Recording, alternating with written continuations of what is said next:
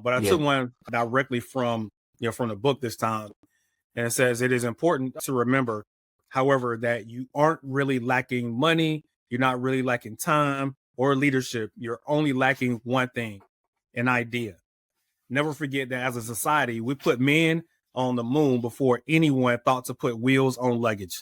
Because if your goal is, to become a better version of yourself and be in better shape for 2025, but you don't, have a process or the means to, have the food prep done or you don't have a gym membership yet. I don't know, there's all these different things, like these barriers that can get in the way. So when you're writing out goals, think about what barriers are going to stop you from attaining those things and try to remove as many barriers as possible. And then make these small little micro goals that get you to the finish line. You can be a leader, but a leader is a developed set of skills. It's a developed set. State of mind, state of mind, state of mind, state of mind, state of mind.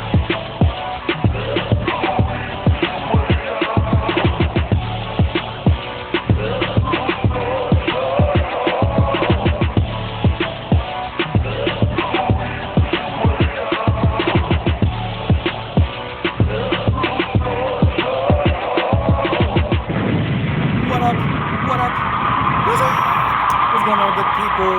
My name's Armon. That guy over there is Tony, and we are here. Leadership, state of mind. Once again, as always, Tony. How you doing, brother? Good to see you. It is always great to see you. When we started this whole journey today, we thought we were going to do a podcast that was going to focus on some goal setting. We'll get into that later, but now I just think it should be just the ability to overcome. We have we have overcome obstacles today, and our desire to not quit, our tenacity to be great, if you has will, got us here. But yeah, man, hey, listen, man, I'm doing great. I can't complain. I started the year off, our last podcast, Ryan Holiday Doesn't Miss. Stillness is Key kind of put me in a really good headspace to start the year. Kind of used that to catapult the main topic for today, just talking about organizational, creating goals and making some of those goals for my team, for my family, for me. And then, hey, man, just got off a leave. My brother and family was in town, so I did the touristy thing in Hawaii, but that's never a bad thing when you, going on hikes and hitting the sandbar and doing all the fun stuff. So we did that. Wife's excited. The spring training is opened up for baseball, so she's amped up about that. And yeah, even though the Knicks can't get a win against a top 3 team, basketball is in full swing, and I'm still enjoying every other game when we're not playing the Knicks, Cavs, or Thunder. So we don't need to get into that, but unless you want to. But yeah, man. Other than that, man, I think his life is good, man. I can't complain. How about you? I don't have a place to speak from. Other than the Hawks can only seem to beat the Knicks, which is super interesting. No, not the Knicks, but the Celtics. They can only seem to beat the Celtics. Exactly. They Twice can't beat now, right? Pistons or anybody else or anything like that. So they lost last night, lost tonight too. So I don't have a place to stand from. But other than that, because I have a real life and it doesn't revolve around sports, things are great. Yeah. Things That's are great. Yeah. So my focus over the last month has been really Justice in her basketball journey, coming from getting cut in 6th grade, now starting for varsity, and she got named Rookie of the Year for this year, starting for varsity. So it's like that's pretty dope, man. Watching her grit, her dedication through injuries, nagging injuries, just kind of just like being, nah, I got it, being smart about it. You say things to your kids and you hope ultimately that some of that stuff kind of sinks in, knowing that all of it won't, because they're their own people. And you try not to take it personally, but watching some of the things that we've talked about with her and she translate that to the floor. For me, the playing is an extra, but just seeing the determination, the grit, that part that's what translates to becoming an adult that can overcome, that can deal with the twists and the turns that come with life. So it's been wonderful to watch. So man, and it's wintertime here. I'm inspired and happy to hear that. I'm inspired and happy to hear that, man. I want to tell you that my favorite, most coachable kid, Landon, has become my least coachable kid. recently in a trip to the basketball court, he explained to me that I wasn't his coach, and so therefore I couldn't coach him. And I don't think that there's enough church or leadership courses to mentally prepare my brain for that. But basketball season is good. Yeah. I think the fact that I'm coaching Mason's team and I'm not coaching Landon's because I can't physically be in two places at the same time, maybe that has something to do with it. But I'm looking for some insight. I guess we'll talk offline because Yeah. I was not mentally prepared for that statement. And yeah, man, I was kind of hurt. Man, we went to Yeah. the basketball court to just get ready, and that didn't work out, man. But that's so freaking awesome that she's on varsity rookie of the year, man. That's great news, bro. Yeah. So just living kind of, through that. I mean, like I said, it's winter time here in Japan, and something that I'm still trying to get accustomed to. Miss Hawaii all the time, but Uh, it's all right. It's all right. Can't complain too much. yeah, So, but I like it. but let's get into it. Let's do it. Hey, Tone, wasn't it all good just Yeah, a week ago? man, it was all good just a week ago. And today's topic of discussion is the importance of first impressions. Mm, Man, imagine the privilege to take on a new role, to get a new job, to show up in at a new organization, a new command, and then just for no one to know that you even got there. I just offer you that before you get to a job, you should think about what your, I don't want to get political and talk about 100-day plans or anything crazy, but mhm. just like in your head, man, like what are your goals? What are the things you want to accomplish? What is that first conversation with, your managers, supervisors, leaders, and do you have some direction and some method to your madness, some things you want to discuss? I just think first impressions matter, and like doing nothing is an impression. It is. And so I just want people to show up and be ready to go and ready to have direction and a vision of where they want their organization to go. And I think when that doesn't happen, I'm often left disappointed. Yeah. People coming into the job with no intentionality. Yeah. Yep. Yeah. So I mean, I just think like, you know, I talk about my hate list all the time. I'm gonna get it coined. I'm gonna put it on a shirt. Something's gonna happen with it. But you have these these frustrations and things you want to accomplish when you get there, when you get to that next job, to that next thing, and then you take that hate list and you turn it into action steps and you turn it into goals and you turn it into quantifiable, actions and deliberate actions, and then when you get there, you're ready to go. So I just ask that when your name gets called, you're ready and Yeah, you have some action behind it. absolutely. Turns out it's okay to be thoughtful. It's okay, to future cast and have an idea of what you want to bring to the table and how you want to build that culture that you're coming into, whether it's a small team or a medium-sized team, large team, organization, doesn't matter. Being thoughtful about what your approach is, understanding how you can come in and make a difference, how you can come in and add value to this equation, that has Hmm. to be something that you do before you enter the room. Like, be it does not start when you enter the room. If you wait until Yeah. you enter the room to start thinking about it, it's too late. It's too late Yep. because you run the risk of never ever being able to catch up.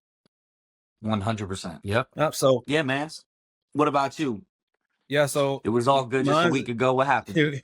it, it was, man. So here's this isn't necessarily taken from a personal experience. It's just what I'm watching Sure. unfold, if you will. Don't subscribe solely to your train of thought and your perspective and how you determine the mindset and mood of your team or organization. It is dangerous. It is a dangerous place to be, to assume that because you may be okay with an outcome, that everybody on your team is also okay with that outcome. There Hmm. may be some caveat, some perspective, some sliver of understanding that you have missed in your assessment because you are one human being with one mind. And you have a very, very specific set of experiences that advises your perspective. That has nothing to do with the people that are on your team. So when you think that, hey, this thing that may have happened, this is okay because I believe it's okay. You Yeah. have to be willing to ask yourself, how does this affect my team? Because as a leader, if it was about us, then we wouldn't need to be leaders, Yep. right? Yeah. I So, love it.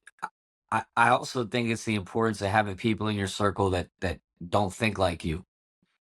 You know, yes, I, I think while, some of the people that I value their opinion the most that probably think, well, even me and you, like while we're yeah, aligned on a lot of stuff, we think differently. You yep, know, Matt is another example of that. So I think it's important to have people that have good standards and are good people that you value their opinion, but that you don't keep a bunch of people in your circle that think exactly like you because you want pushback and you want people to kind of give their opinion and give their insight to make sure you're making a good decision for the whole team. absolutely. We cannot believe everything that we think. Mhm. That's a dangerous and myopic place to be. And our effectiveness is going to be limited only to what we can provide. And that puts a lid on the collective, the collaborative brilliance of the entire team. They limit it to just my perspective. They can only go as Yeah. far as what I know. And Yeah. that's not going to achieve a level of success that really matters in the long haul. And especially like you don't want to be part of that type of team, right? Like Right. you want, like I tell people all the time, like, hey man, this isn't, I'm not the smartest dude in the room all the time. Like I'm sure some of y'all got better ideas, things to move this forward. I'm just the guy in the seat. So Yep. whatever we do to get to the end state, we're a better version of ourselves, better command than we were last year, better organization. And that's what winning looks like, regardless of who the Absolutely. idea comes from. So for sure, man, I like that. Absolutely. You talked a little bit about our boy Holiday beginning the year off reading Stillness is the Key. What's the blueprint now? What you reading? What you read now? So I started reading Revenge of the Breaking Point or Tipping Point by Malcolm Gladwell. Yep. Did you read that? You already read it? Nope. I Go ahead. I'll talk to you while my face was like that. Okay, yeah. So interesting stuff. I think when I read that, I didn't understand where he was going with it originally. And I guess my point is that if you don't walk away from that situation and understand like the environment and the people that you surround yourself with can have an effect on the outcome, Yep. or that one person can push something over the edge, then you don't realize how much power you can have in a certain situation if you're in the right place at the right time. You can either become a part of something that you didn't expect to, good or bad. I mean, some of the stories in that book are wild. Or you have the ability to make a positive change. And yeah, man, it's pretty dope. It's a good Yeah. book. Haven't read Malcolm Gladwell in a while, but I liked it. Why's your face crazy though? What happened? Yeah. So I ain't gonna lie, I'm kind of butthurt behind this whole book rollout. Right. So Okay. Tipping Point, when it first came out, this is about 20 years ago. Yeah. It was a really good book and it was pivotal because it kind of created a tipping point in people's perspectives and Mm-hmm. how they assess things and how they looked at and analyzed things, whether it's a team, whether it's a situation. It really it was a really, really powerful book when it came out. There's one aspect of that book that talked about the police strategy of, was it search and frisk or Yep. something like that? Mm-hmm. So we've kind of gone through the studies and realized that that was detrimental. It was absolutely detrimental and it was a wrong stance to take. And he drew the correlation to crime being as a result of this search and frisk, policy, and kind of touted it as this amazing thing. And turned out he was wrong. He was absolutely wrong. Mm. It decimated a culture, decimated, Black people, people of color in general, that were just getting stopped, stop and frisk. I keep saying search and frisk, but it's stop and frisk. Yeah. Okay. Yeah. So he recognized, because these studies came out shortly after his book came out. So we're talking about 5 to 10 years after his book came out. Why did Joker wait for 20 years to go on his book tour saying, "Oh, I was wrong"? He waited for the 20-year anniversary of that book so that he can drop this other book, Revenge of the Tipping Point, acknowledging that he was wrong. And I've watched Malcolm Gladwell on his podcast and other things. He's never Sure. acknowledged that he was wrong. He never Yeah. acknowledged that this policy was wrong, and in his book that he was wrong. But he waited till the 20-year anniversary, for the book to come out, Drop it. to go on Yeah. his book tour and talk about it being wrong. Like, dude, I think it's disingenuous. I could be wrong, Sure. but this is Armand's No. perspective, because I was a fan. I was a fan of that dude, and I thought Yeah. that part was disingenuous. That's interesting. That's an interesting perspective because I hadn't read the book 20 years ago. I read it Yeah. about 2 or 3 years ago. I was like, oh, that's a pretty good book. I see Revenge of the Tipping Point. I didn't really get I didn't know about all the other stuff. So that's wild. Okay. Yeah. All right. Well, I mean, maybe I'm don't still read a it. fan. I just didn't like that. I just Yeah. feel No, like, I'm with you as though. I'm with a you. means of, because you can see it's like, I'm trying to promote this book. I'm trying to, trying to make this loot. I respect it, but Yeah. that harmed people. That policy Sure. really harmed a lot of people. Yeah. Well, damn, Malcolm. Well, you want to come on and defend it? Please come hit us up. We could chat about it.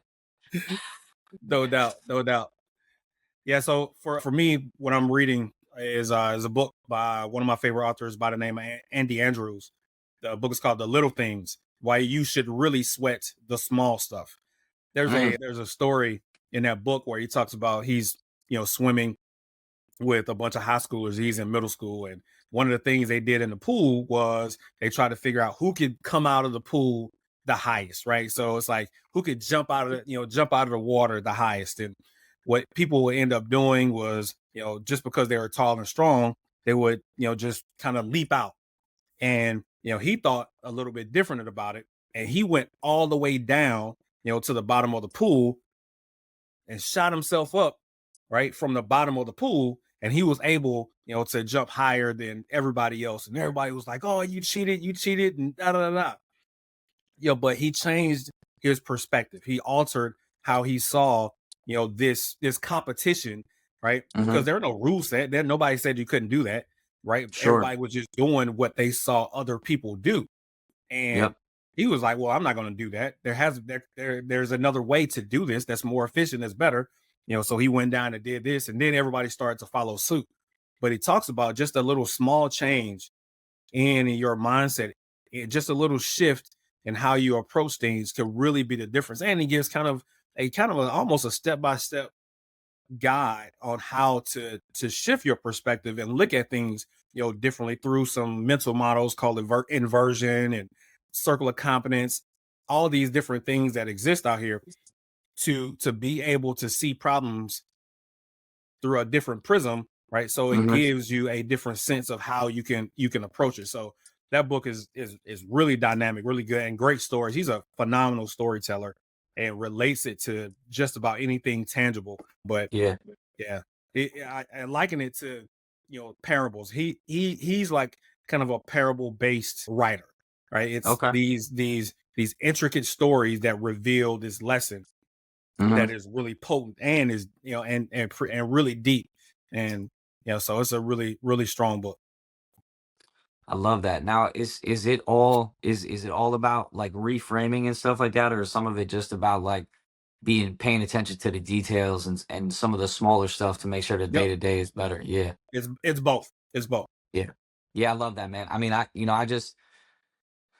anytime I hear anything about the little things, I always go back to, just the simple stuff of, you know, being in the same uniform, at work, kind of just those basic things that people think are silly at times, but you realize, no winning team has ever showed up in a different uniform. And so just building on those small things. Like you can't, the whole crawl, walk, run method, crawling is that first stage and you got to be able to have all the little things right before you can get up and run. And if you're missing the Absolutely, little stuff, you're missing the little absolutely. stuff, man, it really, really hurts the team. So that's dope. Yeah, man, I have to add that to the list for sure.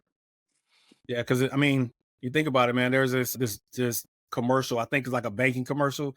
It has like its little domino knocking over another larger domino, another larger domino, and the final domino is like the size of a building almost, right? So you think about something along those lines. Think about that visual. If we're not thoughtful about the little things, we're not thoughtful about the details. Not saying getting lost in them, but at least being thoughtful about how this one thing can affect another, that can affect another, that can affect another, the third and fourth order consequences of a thing, then we're not being the leaders that we need to be if we're not looking at things from that perspective. Yeah, man. I like that a lot. Yep. That's dope. Well, what type of bars you got this week? I know you always dropping some fire. What you got going on this week? Yeah, so I took the bars directly from the book this time. I have a bunch of quotes that I kind of, because I love quotes. I love Yeah, them. But I yeah. took one directly from from the book this time, and it says it is important to remember, however, that you aren't really lacking money, you're not really lacking time or leadership. You're only lacking one thing, an idea. Never forget that as a society, we put men on the moon before anyone thought to put wheels on luggage. That's great. Is that true? Is that That's a fact. real? That's a fact? That's a fact. People are carrying the suitcases, huh? Yeah. We put wheels on luggage in like the 90s, bro. Wow, and I love that. I don't know how to climb. Yeah, you got it right. That's a good one. I like that a lot. Yeah.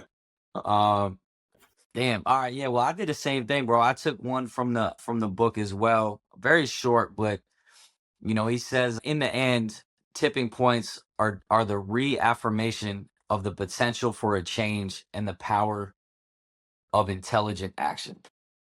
Hmm. And it's just, it kind of just made me think, man, like it's just that's all it is. Like all you need is that one intelligent action, that one thing to really push it over, to the right side of things. Reaffirmation of the potential for a change and the power of intelligent action. Hmm. So Yeah, I like that. kind of stuck with me a little bit. Yeah, it reminds me like of the first thing I thought about is kind of one of my favorite things is Pareto's law. The only Mm, there's typically not a lot of decisions that you have to make to to get to the most right answer. yeah, Typically it's just that one thing that you spend time being thoughtful about that can get you the results and the performance that you're ultimately looking for. So yeah, that's awesome. I like that.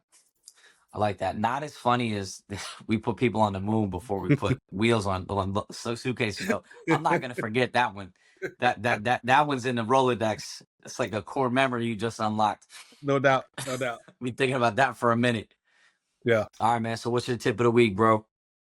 Yeah, so my tip of the week for specifically for my military family out there, chill out, shut up, do not engage. Do not engage. Now is not the time to allow your emotions to lead you into actions that are going to put you on somebody's radar. That's going to put you Hmm. on somebody's map. It's some precarious times out here, and now it's time, to go inward and focus on our people, focus on how we can add value to them. But all the noise, don't get overcome by that, right? Because now is the time, like the poet Lil Wayne said, real G's move in silence like lasagna, right? So Hmm. chill out. Is be quiet.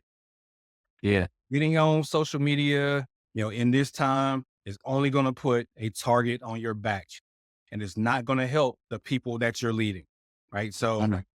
please, please, please, please, I implore you, just be easy and lead. Don't get caught up in the noise. Love it.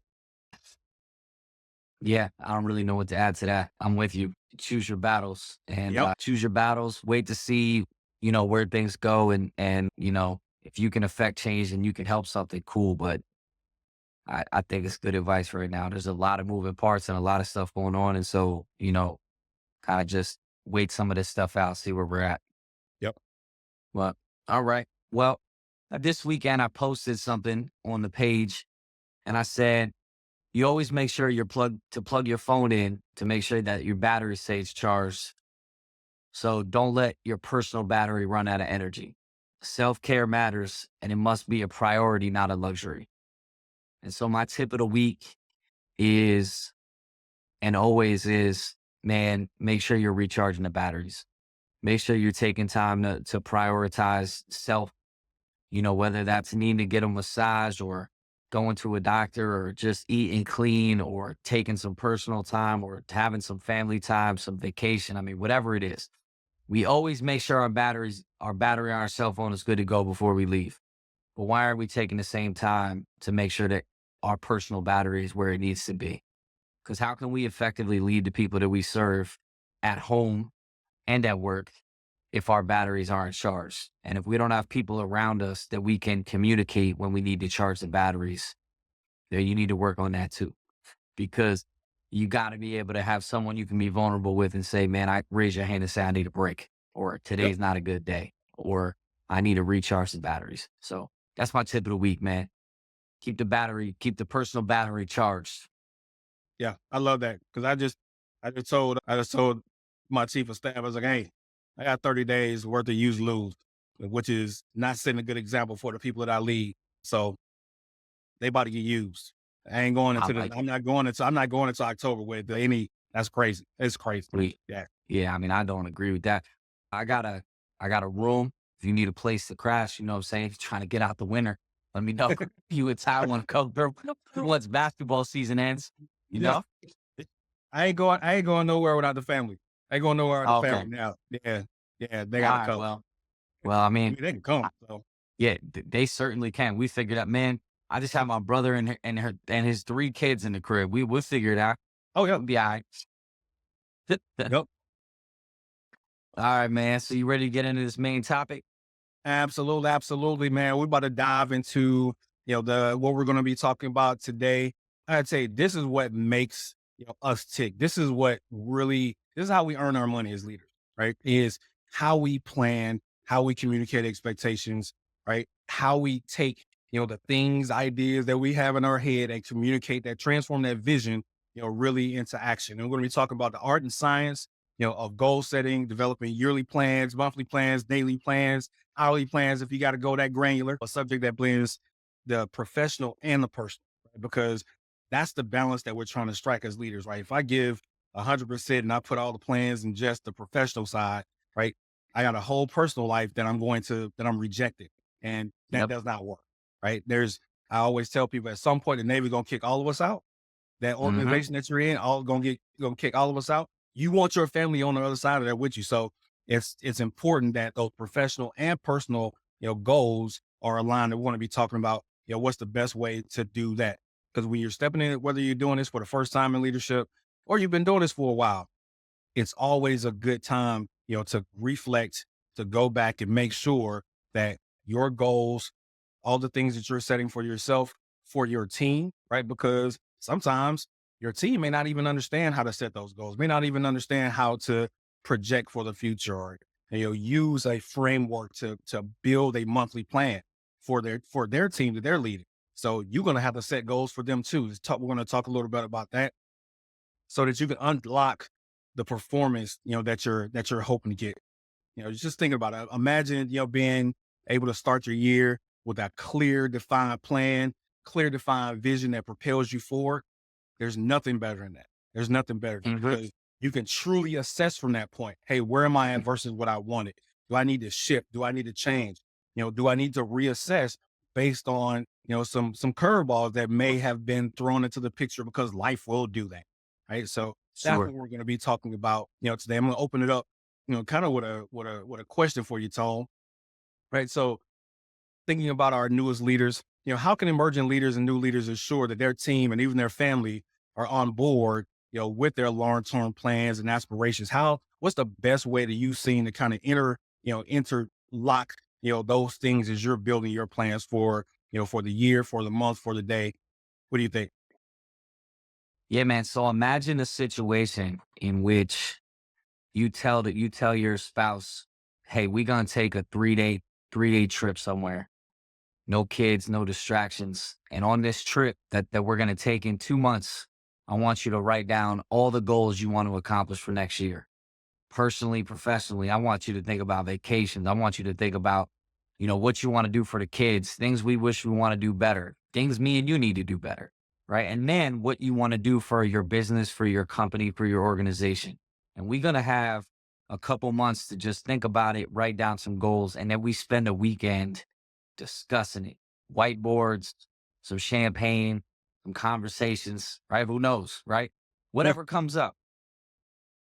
The reason I say this and I try to paint a picture of it is because more often than not, we sit in a room with our own thoughts, thinking about all the things we gonna do, but we don't include our significant other in this process.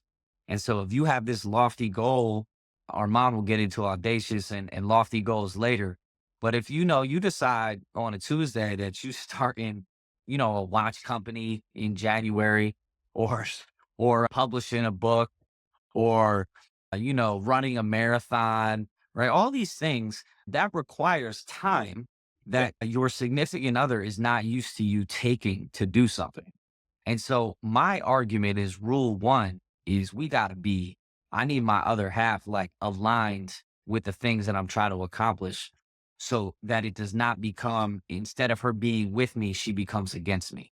Yep. And I would tell you that this is a shortfall that I had often, even up to a couple of years ago, right? I decided I wanted to start, doing some marathon training.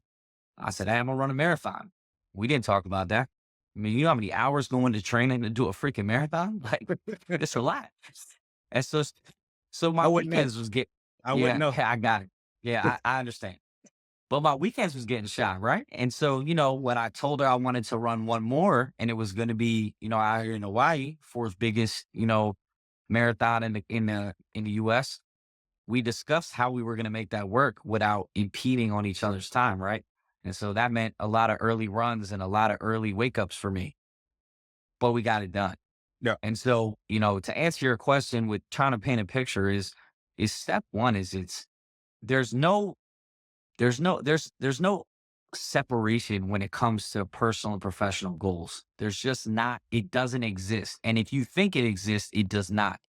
Because if you want the new promotion and you're going to have to stay later at work, well, your spouse needs to know that. And so step one is alignment with your team. And your team is who's ever at the house. The kids need to know, they don't need to be part of the building process, but they need to know what's going on. And your spouse certainly needs to be on board if you're going to become the best version of yourself.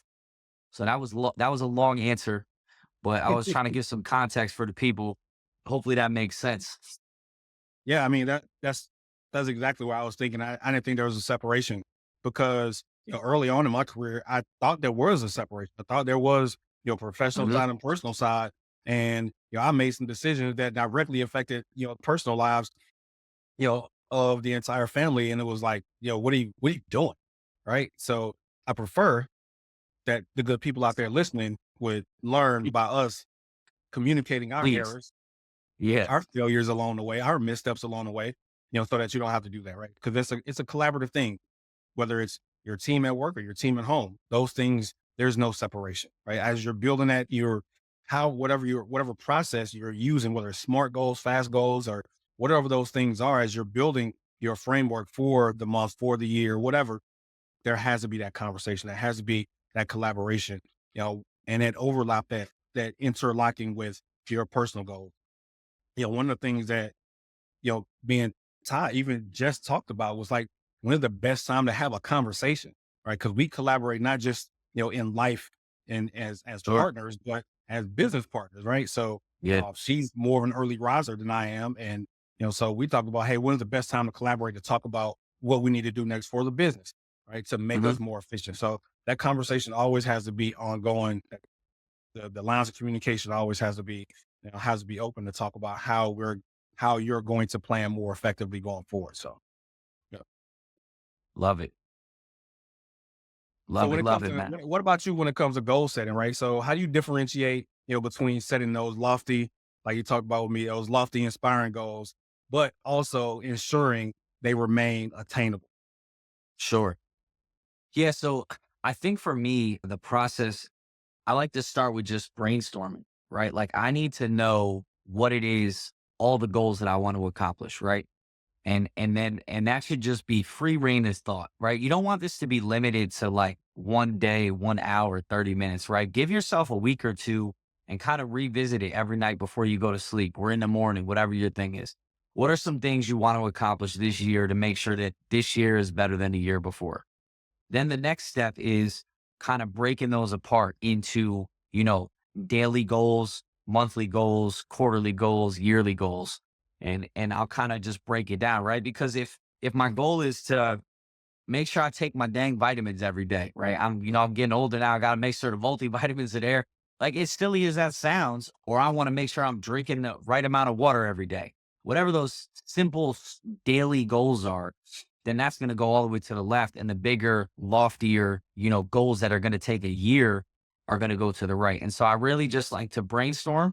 And then once that's done, kind of organize where those goals fall, and then I start to build action plans for each one of those goals. Yeah, Does that make sense? does makes perfect sense. Go ahead. But yeah, so I was saying mine's a little bit, different. Not in different in terms of starting, starting with what you want.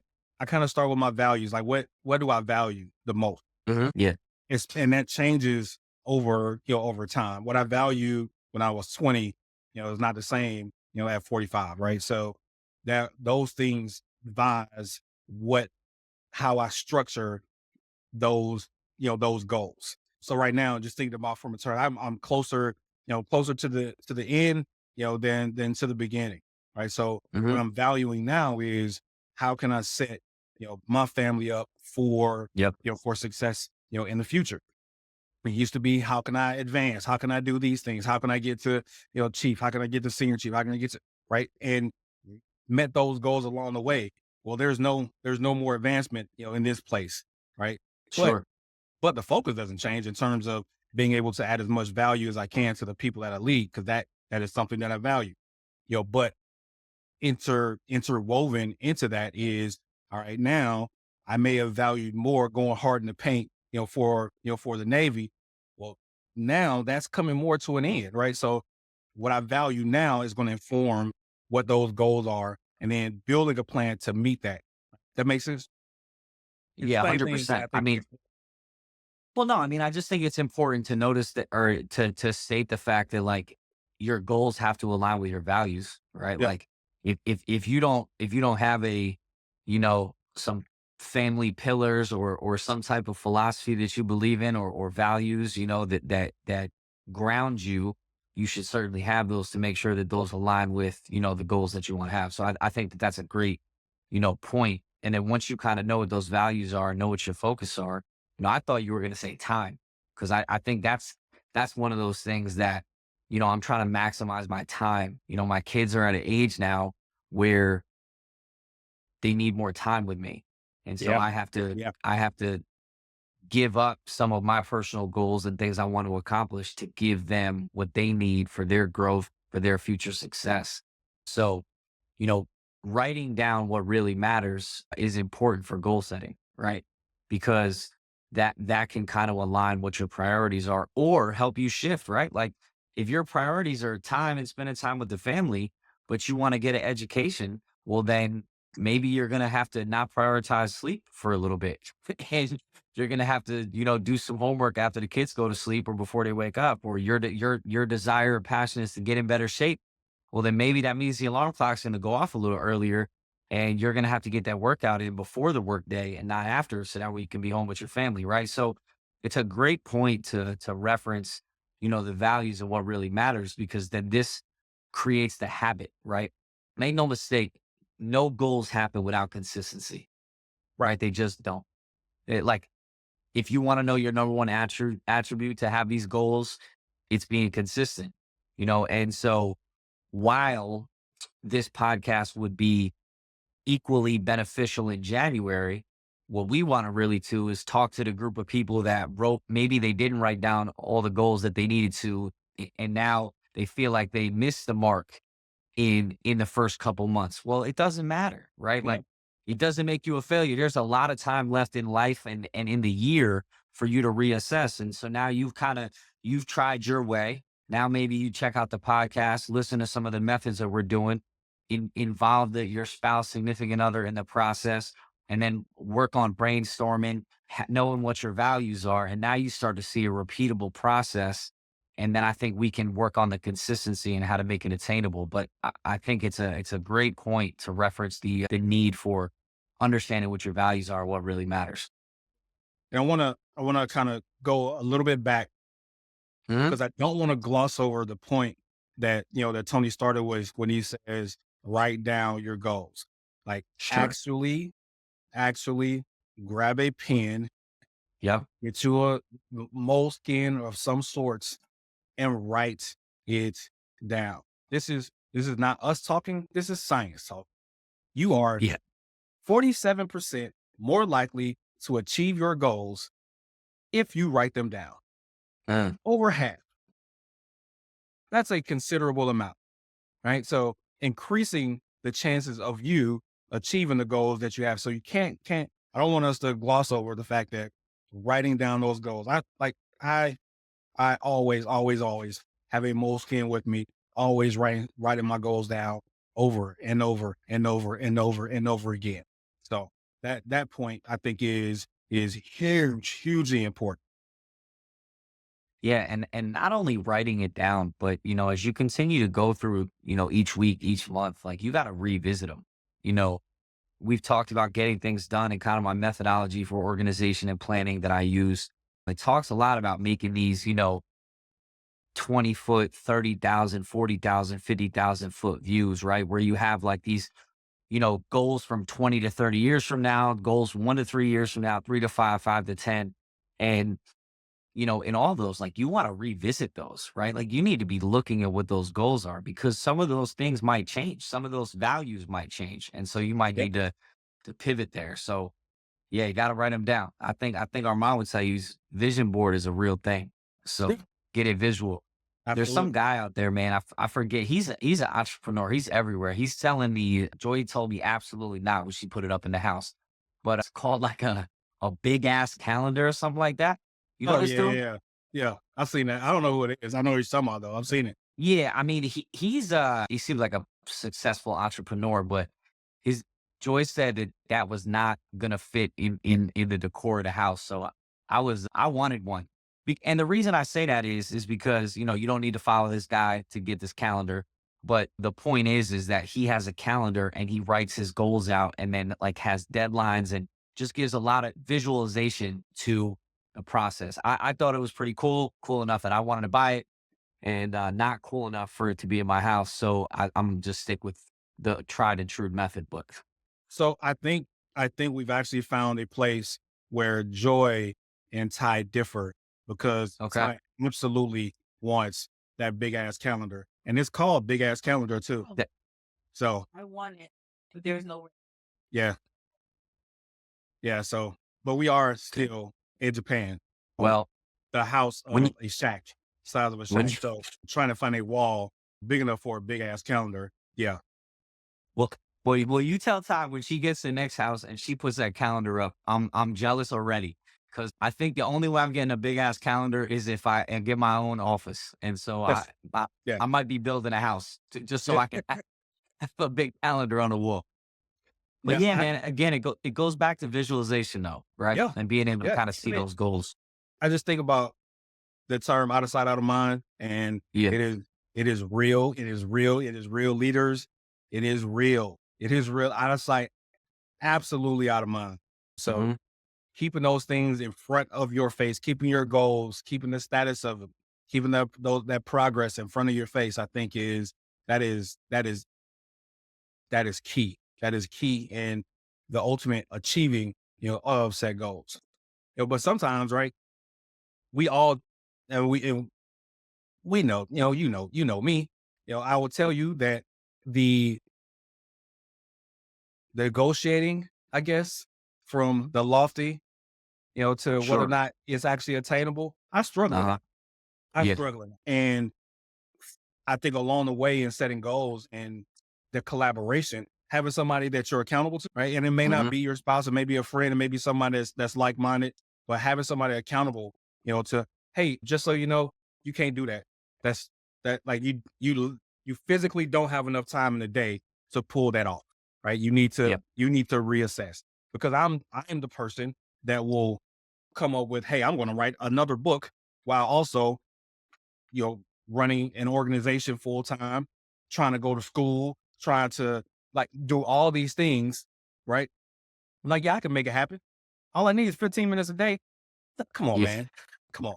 Right. So Yeah. luckily I have a very real and Amazing. direct spouse that will let me Hmm. know that, hey, Yeah. man, nah, you're not doing that. Because even at the Yeah. beginning of the year, because I was going to follow up the fight to lead with another book in the next year. Yeah. Things changed drastically, in the business and tenacity.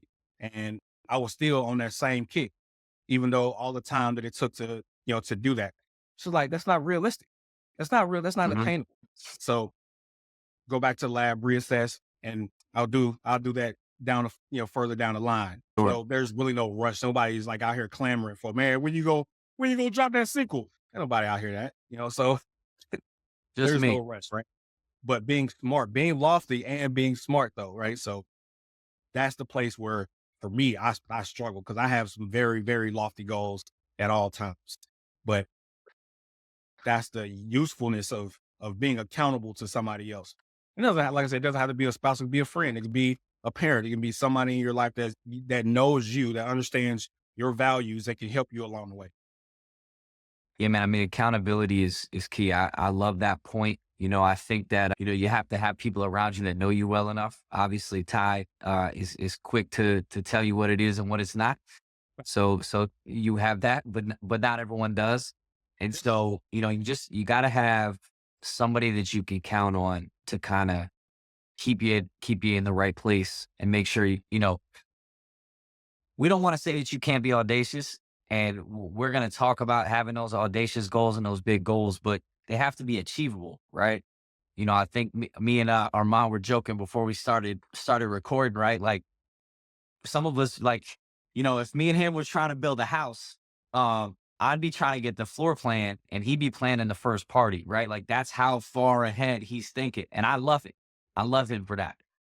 But I'm just trying to get the blueprint off the ground. That's it. But so there's got to be a balance between these big, lofty, audacious goals. I talked about at the beginning of the year on Instagram and social media and the YouTube, if you saw us, right? Like have one audacious goal, right?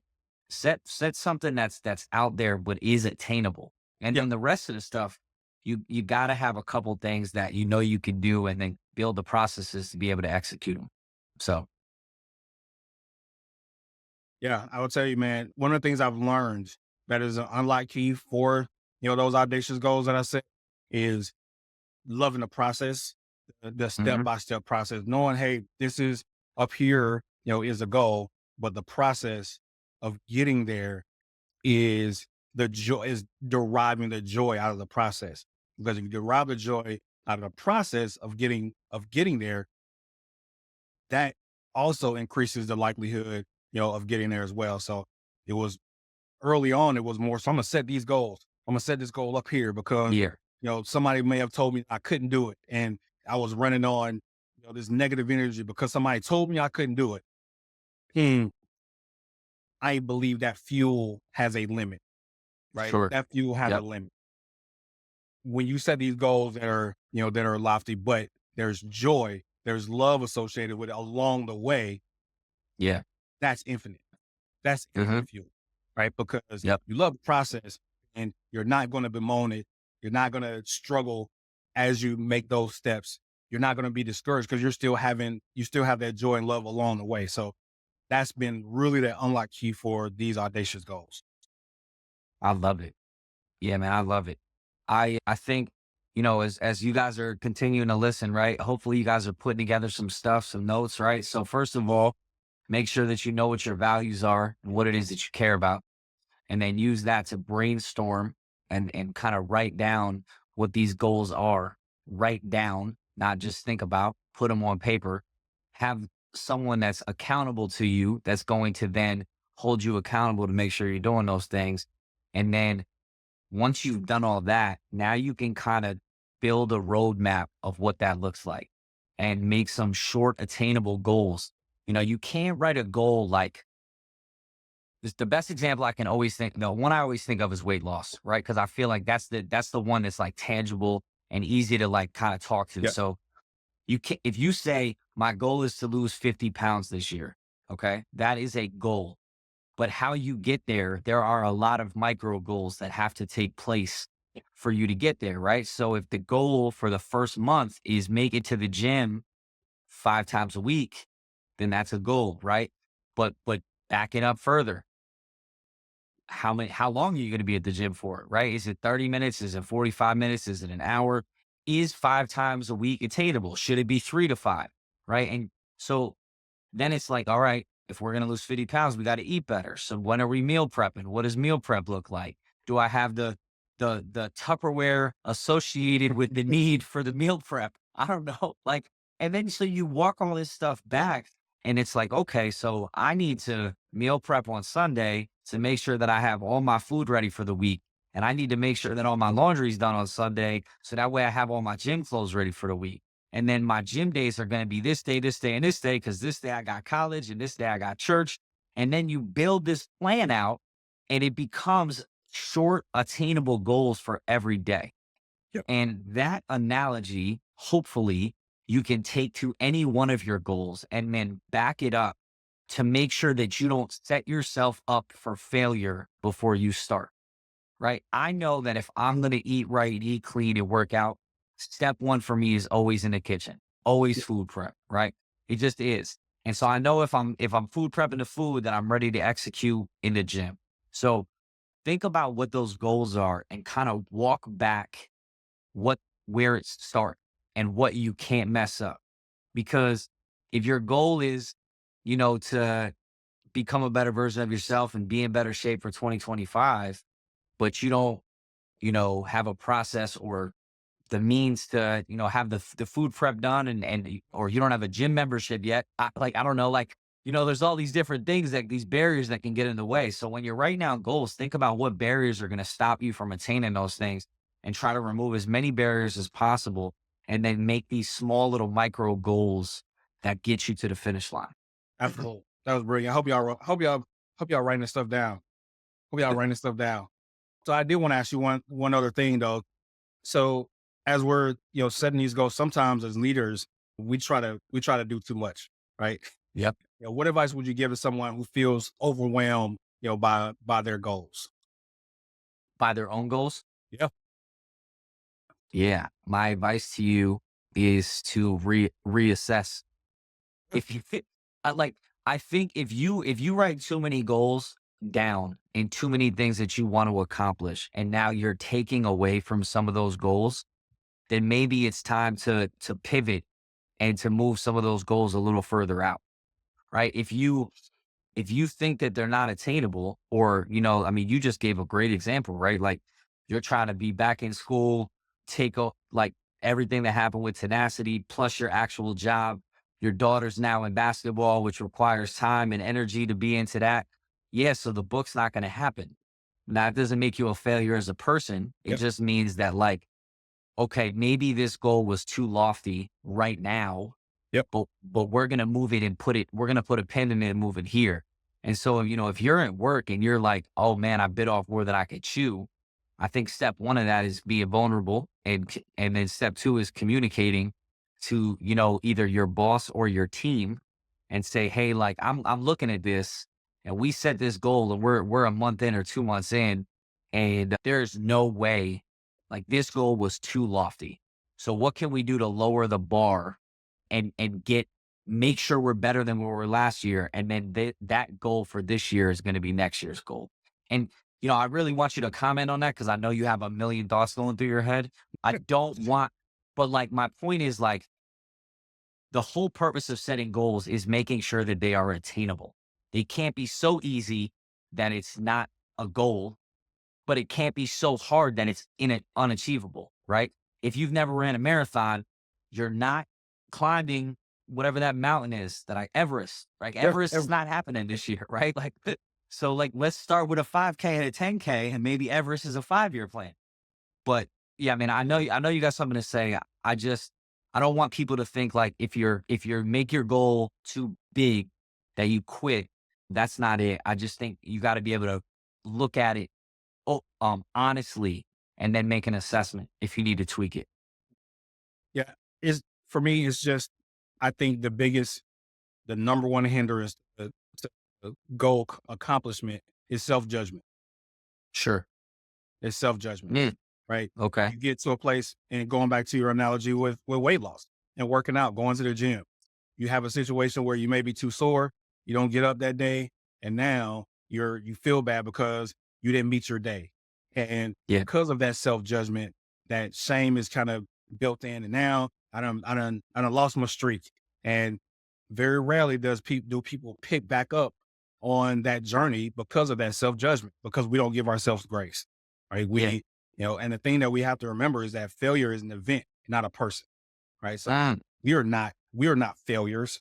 Right. A thing happened where we could not, accomplish something, but that doesn't make us failures. We just recenter and get back on it. Right. Get back on yep. that horse, go back to the gym, get back into whatever it is, the plan that you built for yourself. So that judgment, I want to, kind of alleviate, well, call out what I believe is the biggest enemy to that, right? Because you can't defeat what you can't name, right? So Yep. being able to understand what is the thing that's going to keep you from accomplishing these goals? What are the things that are going to keep you from getting to where you want to get to? Is that your own self judgment, the doubt that creeps in, the shame that creeps in because you don't meet whatever metric you have set for yourself. The cool part about it is that you set it for yourself so you can change it. You can alter it. Yep. You can pivot. Exactly. And there's nothing, absolutely nothing wrong with that because it's about the process. Who are you becoming as you're going towards that goal? And think about it from that aspect, right? When you start to think about the goal in terms of just the goal by itself, it becomes it comes this esoteric thing that exists outside of reality, right? But one thing that you can really see day to day is who you are becoming as you are pursuing this goal, right? One of the cool things about, the marathon is, once you set that goal for yourself, am I the kind of person that can complete that? Yeah. Right? Who are you going to become in the completion of that? What kind of person you're going to become, and think about the joy that can be derived from that. You're going to school. How much better are you going to become as a result of the pursuit of that goal? And you think about it from that aspect, it kind of separates you from the goal itself and gets it, kind of gets you back into reality and self-focus where it's like, all right, yeah, this thing is what I want up here. But what I really am saying is I want to be the type of person that can do this. Yep. Right. And we Love focus it. on that aspect of it when we go back to what we always talk about here at Leadership State of Mind, becoming the best version of yourself. That is the goal. That is the thing, becoming the best version of yourself, because becoming the best version of yourself unlocks you to be able to reach those lofty and audacious goals and whatever you set for yourself. I do love a lofty, audacious goal. I do. Yep. Yeah, man, I love it. I like that reframing aspect. I feel like, as I don't think we thought this all the way through when we started with leadership state of mind, but it really is just so much of this is a mental game we play, right? And, you listen to Armon talking about it, don't put yourself in a situation where just because you don't hit it one day that you can't get to your long-term goals, right? You gotta get back in there, reframe it, look at it from a different perspective, and, get to the end state. So I think, you know, the next step is in this whole process of setting goals, on top of consistency is giving yourself grace, when things don't go exactly the way you want it to. I I said I was gonna write this book and I was gonna have 2 chapters, by this month, and I only have 1. Okay, but you just one more than you thought, and maybe you never written a book before. And so like I mean I feel like we made progress. So as you try to glean from this conversation and take some stuff out of this for your own personal use, you know, don't separate personal and professional goals. I think it's gotta be the same dialogue and the same conversation, right? And if you got kids, man, like I'll tell you, I asked my kids what they wanted this year. What were some goals that they wanted to accomplish?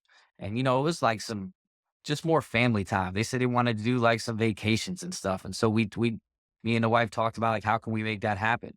But you think about it from a perspective of, that what we're trying to accomplish here at Leadership State of Mind, right? Becoming not only just become a better version of ourselves, but becoming better people, better husbands, better spouses, better brothers, sisters, all those things.